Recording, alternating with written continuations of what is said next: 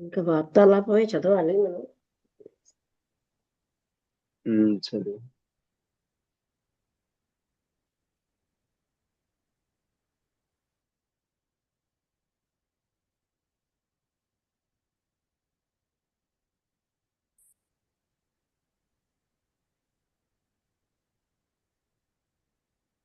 न विषयभोगो भाग्यं योग्यं खलु यत्र जस्तु मात्रमं బ్రహ్మేంద్రరుద్రమృగ్యం భాగ్యం విషయేషు వైరాగ్యం. విషయభోగము జంతువులకు కూడా భాగ్యము కాదు. బ్రహ్మయు ఇంద్రుడును రుద్రుడును కూడా విషయ వైరాగ్యము అనేది భాగ్యమును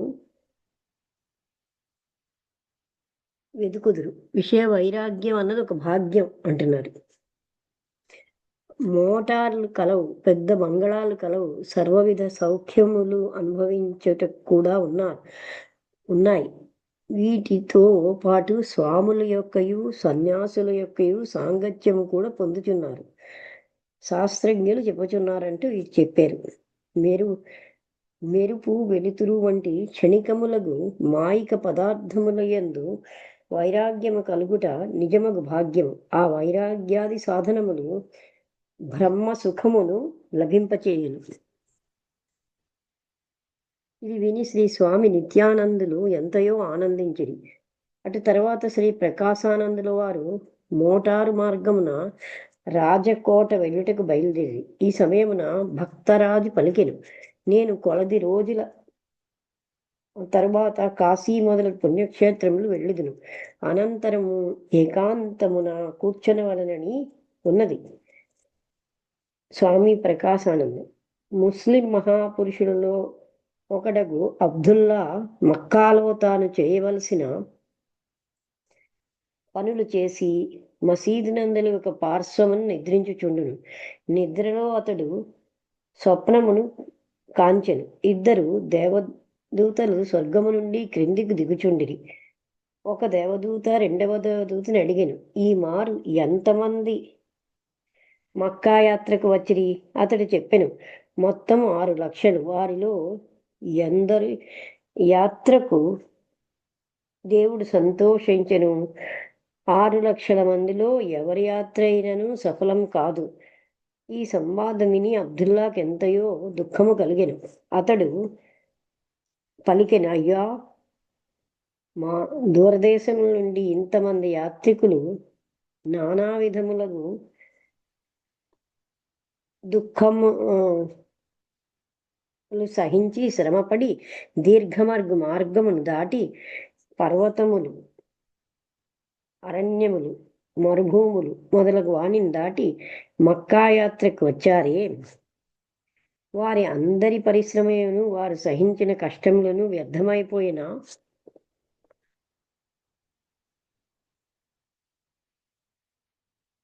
మొదటి దేవదూత డెమాస్కస్ నగరమున ఒక చర్మకారుడు కలడు.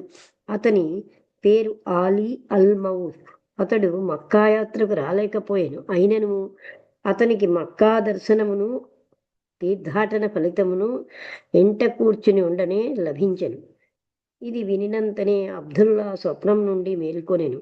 డెమాస్కస్ నగరం వెళ్ళి ఆ చర్మకారుని దర్శనం చేయవల్లని అతనికి తోచెను. అతడు డెమాస్కస్ నగర మార్గమున పట్టెను.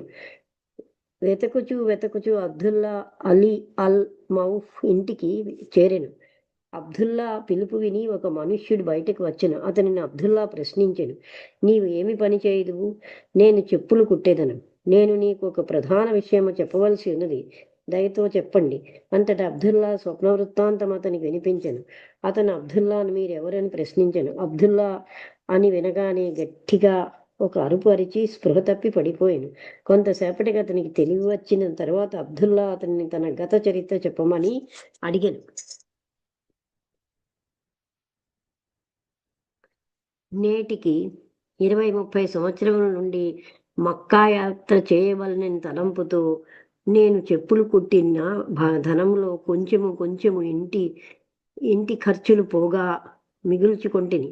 ఈ సంవత్సరం మక్కా యాత్రకు బయలుదేరి తిని నా భార్య గర్భవతి. ఒక రోజున మా పొరుగింటి వంట వాసిన నా భార్య వాసన నా భార్య అఘ్రాణించి ఆ వంటకమును భుజించవలనని కోరికను వ్యక్తం చేశాను. ఆమె నాతో ఇట్లనెను, వారి ఇంటికి వెళ్ళి ఆ వంటకములో నుండి కొంచెం అడిగి నాకు తీసుకొని రమ్ము.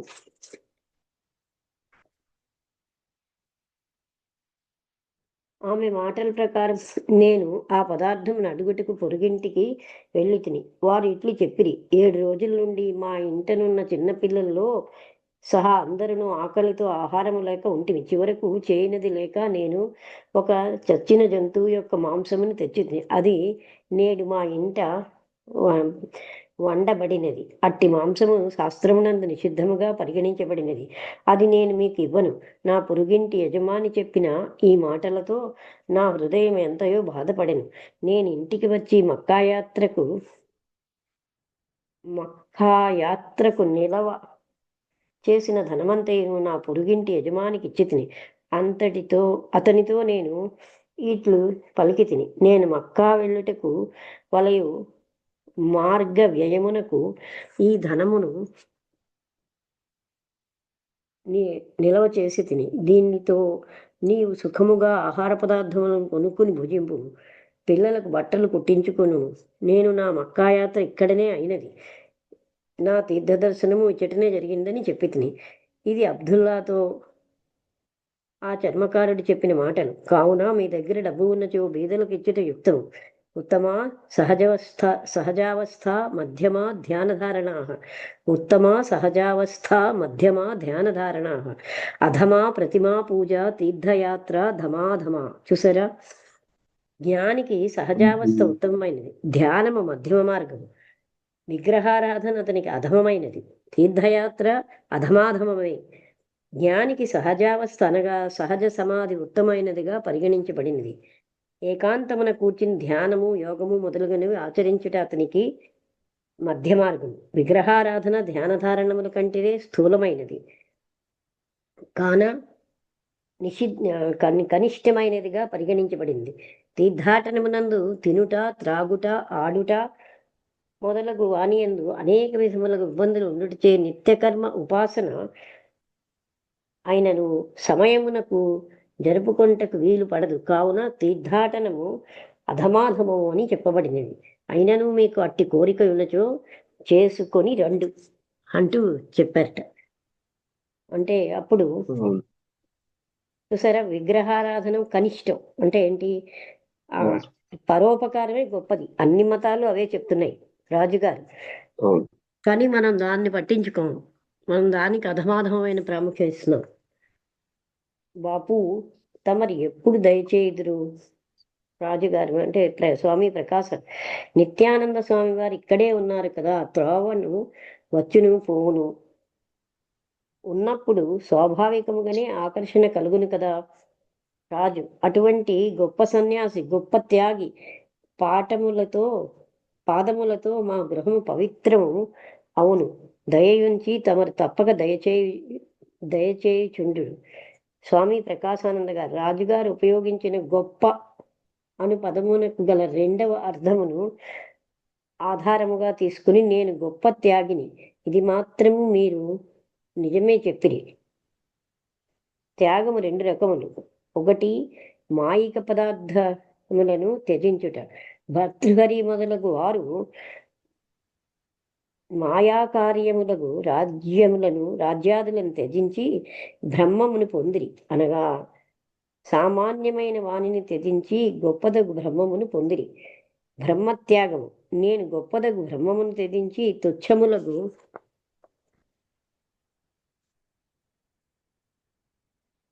మాయిక పదార్థములను అంటిపెట్టుకొనిచున్నాను. కావున నేను గొప్ప త్యాగిని, అనగా గొప్పది కలుగు వస్తువులను త్యజించిన వాడను. రాజు బాపు ఇంత తలక్రిందులుగా ఎందుకు చెప్పుచున్నారు? అట్టి వాడను నేను. ప్రభువును త్యజించి కూర్చుని ఉన్నాను. తమరు కాదని నన్ను దేశం అంతయును తమరు త్యాగి అనియే చెప్పుచున్నది. అది అంతయును అసత్యమా? స్వామి ప్రకాశానంద వినోదార్థము. నన్ను దేశంలో అందరూ ఎరుగుదురు అనున్నది కూడా యథార్థమే గాయకురాలిని దేశం అంతయును ఎరిగి ఉండను, కానీ పతివ్రతను మాత్రము ఎరిగి ఉండదు. ఏలనన ఆమె ఏదో ఒక బట్ట కట్టుకుని ఏకాంతమున తన భర్త సేవ చేసుకొనుచు ఉండును. ఆమెను ఎవరు తెలుసుకొనిదరు? అంతటా అందరూ పకపక నవ్వసాగిరి. అనంతరము స్వామి శ్రీ ప్రకాశానందుల వారు రాజకోట వేంచేసిరి. భక్తరాజు మొదలగు వారు చేతపురము వెళ్ళిరి. అక్కడితో ఆ చాప్టర్ అయిపోయింది. 31వ ప్రసంగం. 18 సంవత్సరములకు పూర్వం ఒక మారు శ్రీ ప్రకాశానందుల వారు హంసద వెళ్ళి ఉండిరి. హంసద మహారాజు గారితో జరిగిన సంభాషణలో మహారాజు గారు ఇట్లనిరి: వచ్చుచుండు ప్రతి సన్యాసిను సత్రమనియో, పాఠశాలనియో, కుంభోత్సవములో సంతర్పణ చేయవలననియో ఏదియో ఒక వంకను ధనమును కోరుదురు. ఆ ధనముతో వారు వైభవోపేతంగా జీవితమును గడుపుదురు. అందుకు కారణమేమి? సన్యాసులు పూర్వము, ఇప్పుడు స్వామి ప్రకాశానంద పూర్వము ఇటువంటి రాజులను, యాజ్ఞవల్కుడు వంటి సాధువు గురువులను, ఋషులను, సంపద అంతయును త్యజించి సన్యసించేది వారు. అన్ని వైభవములను చూచి ఉండుటచే సదసద్వివేకము ద్వారా మాయిక పదార్థముల పట్ల వీతరాగులై ద్రవ్యాదుల యందు మోహమును ఎంతమాత్రము కలిగి ఉండేటివారు కాదు. సన్యాసమునకు కూడా మూల్యం ఉన్నది. మహాత్ముడగు ఇబ్రహీము ఒక ఫకీరు తన స్థితిని గురించి విచారించుచుండగా చూచెను. ఈ మనుష్యుడు ఫకీరు వేషమును మూల్యమును చెల్లించకుండా ధరించిన నీవు, అతడు ఫకీరు జీవితము సన్యాసి జీవితము దారిలో దొరకనదిగా తలచిన నీవు అనుకొని, ఊరకే దొరికిన సంపదచే ఇట్టి ఫలితమే కలుగును కదా. ఈ విషయమును అతడు ఆ ఫకీరుకు చెప్పాను. ఆ ఫకీరు ఇబ్రహాముకు అడిగాను, ఫకీరు జీవితము అమ్మబడునా? అవును, నేను బలఖారాజ్యమును ఇచ్చి ఫకీరు జీవితమును తీసుకుంటుని. భర్తృహరి మహారాజు కూడా ఇట్టివాడే. భర్తృహరి మహారాజు ను ఎరిగి ఉన్న ఒక రాజు ఆయన సన్యాసం తీసుకొనిన తర్వాత ఆయనను కలుసుకొనుటకు వచ్చెను. ఆయన ధరించిన చిరుగుల బొంత మొదలగు వాటిని చూసి చెప్పెను, ఇట్టి దారిద్ర్యమును ఎక్కడ నుంచి సంపాదించిరి? భర్తృహరి జవాబు చెప్పెను, నీ రాజ్యం కంటే పెద్ద రాజ్యం యొక్క సంపదను ఇచ్చి కొంటిని. 1956 విక్రమ సంవత్సరము AD 1899 పెద్ద కరువు వచ్చెను.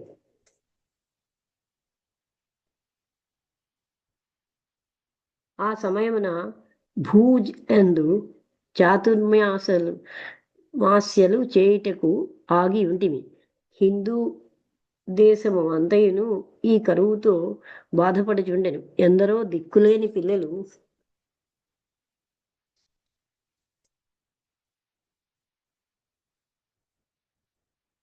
అన్నము లేక ఆకలితో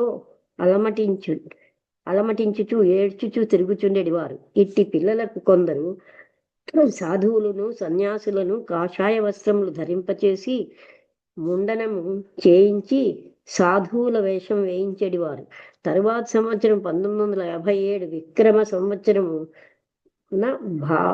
భాద్రపద మాసము నేను అహ్మదాబాదులో ఉంటిని. నేను ఉన్న చోటు అనాథాశ్రమమునకు దగ్గరగా ఉండెను. ఆ అనాథాశ్రమం స్థిరమైనది కాదు, కేవలము కరువులు రోజులను ఉపయోగపడుటకు మాత్రమే ఆరంభించబడెను.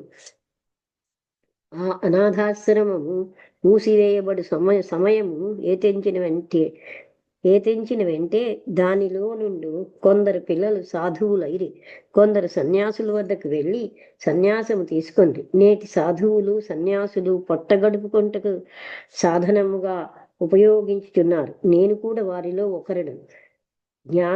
జ్ఞానాన్నవమును చెప్పబడినది. యతత్వం జీవనోపాయం కుర్వంతః కిం న లజ్జితాః మాతుః పణ్యమివాలంబ్య యథా కేచిత్ గతఘృణాః. తల్లి యొక్క అసభ్య ప్రవర్తనను పొట్టగడుపుకొని సాధనముగా ఏర్పరచుకొని జీవించువాడు సిగ్గులేనివాడగును, దయాహీనుడగును దయాహీనుడుగను తలచబడును. సన్యాసమును జీవనోపాయముగా ఏర్పరచుకుని వాడు కూడా అట్టివాడే, అతడు సిగ్గుపడరాదా? మా యొక్క ఈ ప్రవర్తనను శాస్త్రములు నిందించుచున్నవి, కానీ మేము సిగ్గుపడటం లేదు. ఇట్టివారు భిక్షాటనమునకు వేషం వేసుకొనిదురు, కావున అందుకు పనికి వచ్చు వారి వద్ద ఏదో వంకపెట్టి ధనమును సంపాదించెదరు. కానీ యథార్థమగు వైరాగ్యము కలవారు రాజ్యం ఇచ్చినను పుచ్చుకొనరు. ఈ విషయమున బుద్ధ భగవానుని ఆదర్శము గ్రహించదగింది అంటూ బుద్ధ భగవానుడు అని బుద్ధ భగవానుడు అవి బుద్ధ భగవాను సంచారము చేయి రోజులు. ఒక చోట గొల్లలు మేకల మందలను తోలుకొని వెళ్ళుచుండిరి. బుద్ధుడు వారిని అడిగాను, ఈ మేకలు అన్నియును ఎక్కడికి తీసుకొని వెళ్ళుచున్నారు? గొల్లలు చెప్పిరి, బింబిసార మహారాజుల వారు యజ్ఞము చేయుచున్నారు. ఆ యజ్ఞముయందు ఆహుతి ఇచ్చుటకై మేము ఈ మేకలను తీసుకుని వెళ్ళుచున్నాము. బుద్ధ భగవానుడు యజ్ఞమునకు వెళ్ళవలనని కోరికతో ఆ గొల్లల వెనుక నడిచెను. ఒక మేక కుంటిది అగుటచే సరిగా నడవలేక వెనకబడిపోచుండెను. గొల్ల కర్రతో కొట్టినచో కొంచెము దూరము కుంటుచు తొందరగా నడుచుచు మరల మామూలుగా వెనకబడిపోచుండెను, మరల దెబ్బ తినుచుండెను. ఇది చూచి బుద్ధ భగవాను హృదయం దయతో నిండిపోయాను. ఆయన గొల్లతో ఇట్లని, సోదరా, ఈ మేకను భుజములపై నెక్కించుకుని మోసుకుని వెనుక నడిచెదను. నీవు వెళ్ళి చోటికే నేనును వచ్చుచున్నాను. నీ గమ్యము చేరినంతనే మేకను నీకు స్వాధీనము చేయుదును. గొల్ల చెప్పెను, సరే. అంతటా బుద్ధ భగవానుడు దానిని మోయిచూ నడిచెను. బింబిసార మహారాజు రాజధాని వచ్చినంతనే గొల్లలు ఒక చోట విడి చేసిరి. బుద్ధుడు ఆ మేకను గొల్లకు అప్పగించెను. ఆ తర్వాత బుద్ధ భగవానుడు బింబిసారుని యజ్ఞ సమారంభమునకు వెళ్ళి రాజును కలుసుకొనవలసినని కోరికను ప్రకటించెను. రాజు లోపలికి వచ్చుటకు అనుమతి ఇచ్చెను. బుద్ధుడు రాజు ఎదుటకు వెళ్ళి ప్రశ్నించెను, మహారాజా, ఈ యజ్ఞమున ఎందుకు చేయుచున్నారు? రాజు, స్వర్గము సుఖమును కోరి చేయుచున్నాను. బుద్ధుడు, నరమేధము చేసినచో ఏమి ఫలము లభించును? రాజు, స్వర్గము కంటే ఉన్నతమగు ఫలము కలుగును. బుద్ధుడు, ఇదిగో నా శరీరమును సంసిద్ధముగానున్నది. ఇన్ని జీవులను చంపి ఆహుతి ఇచ్చుట కన్నా ఒక జీవుని ఆహుతి ఇచ్చి నీకు కావలసిన ఉన్నత పదవిని పొందుము. ఈ మాటలు వినినంతనే రాజునకు ఆశ్చర్యము కలిగెను. ఆయన బుద్ధిని వైపు ఏకాగ్ర దృష్టితో చూచుచూ ఉండిపోయాను. బుద్ధ భగవానుని తేజమునకును ప్రభావమునకును అతడు లోబడిపోయాను. రాజు ఆయన కాళ్లపై బడి శరణు వేడెను.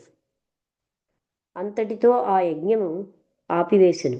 బుద్ధ భగవానుడు రాజునకు తత్వోపదేశము కావించెను. రాజు వారికి శిష్యుడయ్యను. అంతట బుద్ధుడు అచ్చట నుండి వెళ్ళుటకు సంసిద్ధుడయ్యను. ఇది చూచి రాజు పలికెను, తమరు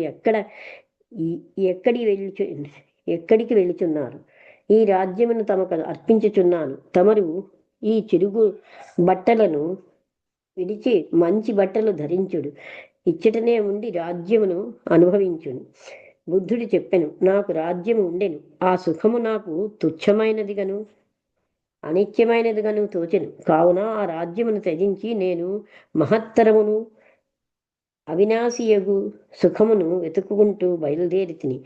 రాజ్యమునందు సుఖము కలుగును అనుభావము ఇంచుకంతయును నాకు కలగలేదు.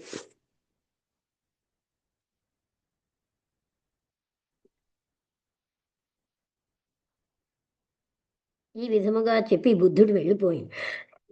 ఈ ప్రకారము మహాత్ములకు మాయిక సుఖములు తుచ్చములు అనుభవం కలుగును. కావున వారు సుఖములను గ్రహించరు. నేడు ముముక్షులు చాలా తక్కువ, బుభుక్షువులు మాత్రము ఎక్కువ. అధికారమును అనుసరించి వస్తువును గ్రహించవలను.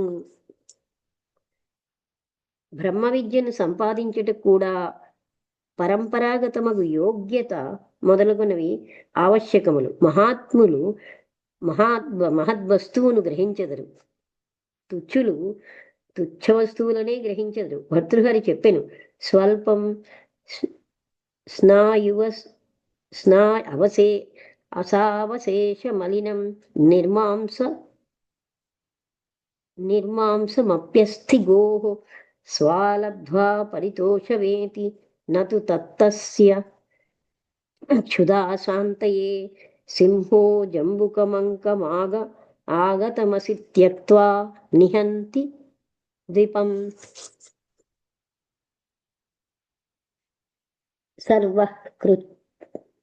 సర్వః కృచ్ఛ్రగతోపి వాంఛతి జనః సత్వానురూపం ఫలం. కొంచెం మాత్రమే స్నాయువును కొవ్వును కలిగి ఉండి మాంసము లేని ఎద్దు ఎముకను సంపాదించి కుక్క సంతోషించును.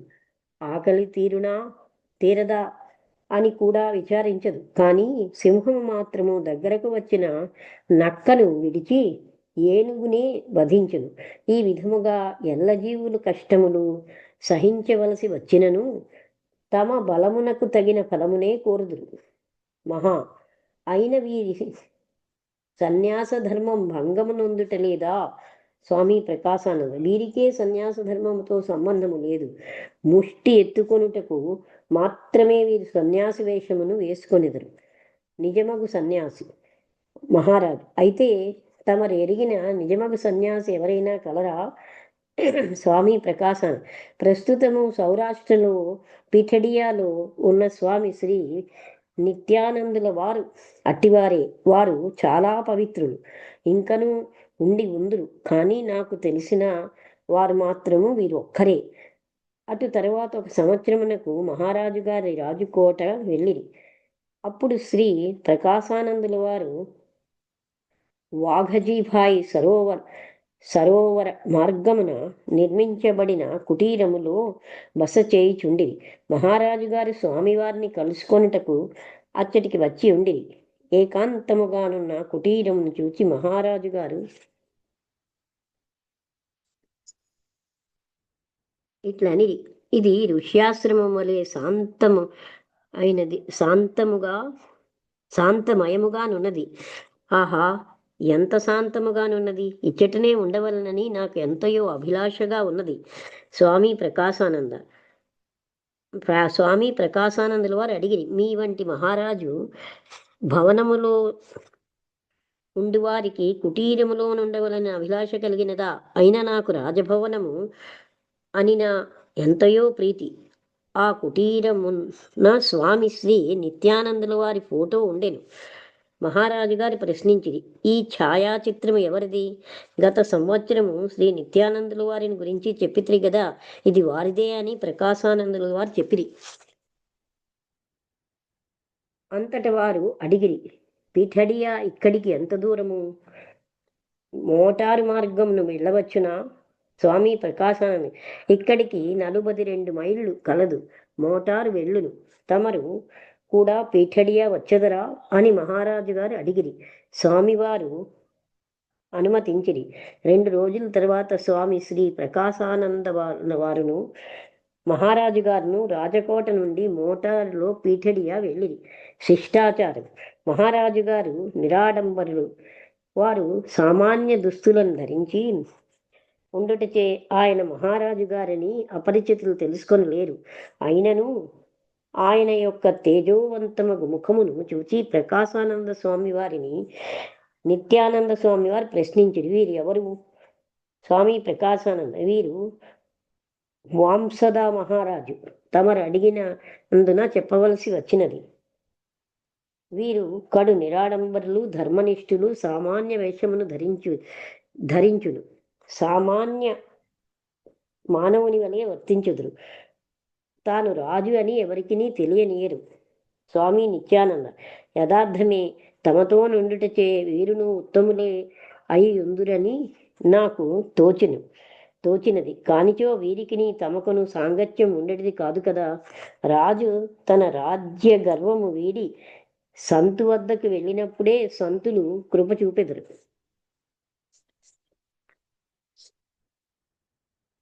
గౌరాంగ ప్రభువులు పూరీ జగన్నాథమున ఉండిరి. ఆ సమయమున కటక నగరాధిపతియగు ప్రతాపరుద్ర మహారాజు తమ కులగురువగు భట్టాచార్యులను జగన్నాథ మందిరమునకు వలయు ఏర్పాట్లు చేయుటకు పూరిలో ఉంచెను. మహారాజుల ప్రతినిధిగా ఆయన గౌరాంగ ప్రభువులకును వారి భక్తులకును సేవ చేయిచుండెను. రథయాత్ర రోజు వచ్చినందున కుటుంబ ఆహార ప్రకారము ప్రతాపరుద్ర మహారాజు తన కుటుంబముతోనూ పరివారముతో సహా జగన్నాథపురమునకు వచ్చెను. ఆయన కులగురువులను పిలిపించి సంతులు, సాధువులు, పండితులు దర్బారులోనికి వచ్చి దర్శనమిచ్చి ఆశీర్వదించినట్లు ప్రముఖులకు గౌరాంగులు వారిని కూడా తప్పించి తనను కృతార్థుని చేయించమని చెప్పాను. కానీ మహాప్రభువులకు గౌరాంగులకు రుచికరములకు పదార్థములను తినవలనని కాని, సన్మానం పొందవలనని కాని, ద్రవ్యాదులను ఆర్జించవలనని కాని కోరిక లేకుండెను. ఇంకా వారు దర్బారుకు ఎందుకు వెళ్ళేదరు?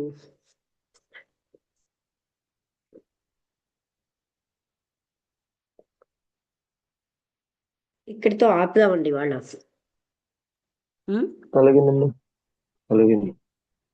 నెక్స్ట్ కంటిన్యూ చేద్దాం. పేజీ నెంబర్ చెప్తాను, 282.